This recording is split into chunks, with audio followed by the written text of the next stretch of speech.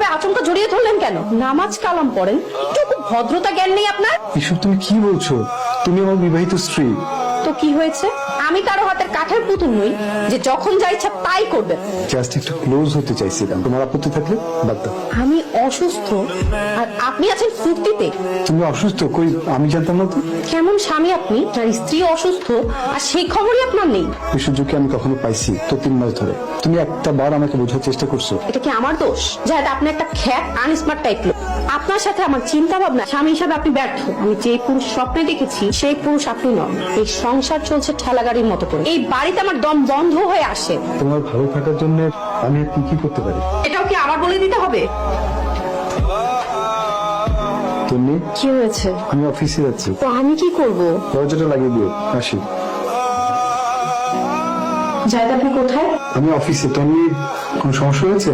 বাবার অবস্থা বেশি ভালো না, আমি হসপিটালে যাচ্ছি। আমিও আসছি। কোন হাসপাতাল? তুমি?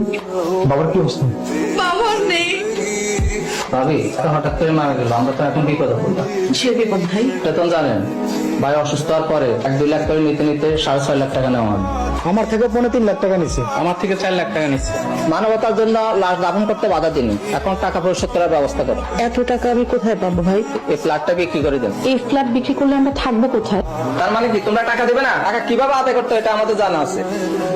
আপনারা থামেন দয়া করে। আমার শ্বশুরের কবরের মাটি এখনো শুকায় নাই, আর আপনারা তার স্ত্রী সন্তানকে টাকার জন্য বাড়ি ছাড়া করতে চাইতেছেন। আপনারা কেমন মানুষ? আল্লাহর কাছে কি জবাব দিবেন? তোমার শ্বশুর কি জবাব দিবে সেটা চিন্তা করো জামা। এত দরদ যখন, টাকা তুমি দিয়ে দাও। 3 দিনের মধ্যে আপনারা আপনাদের পাওয়া টাকা পেয়ে যাবেন। এখন আপনারা আসতে পারেন। কত টাকা দিবে? গত 3 বছর তোমার শ্বশুর বাড়ি থেকে বের হতে পারেনি। এখন এসব কথা রাখেন তো। আমি 3টা চেক দিয়ে যাচ্ছি, 3 জনকে দিয়ে দিবেন।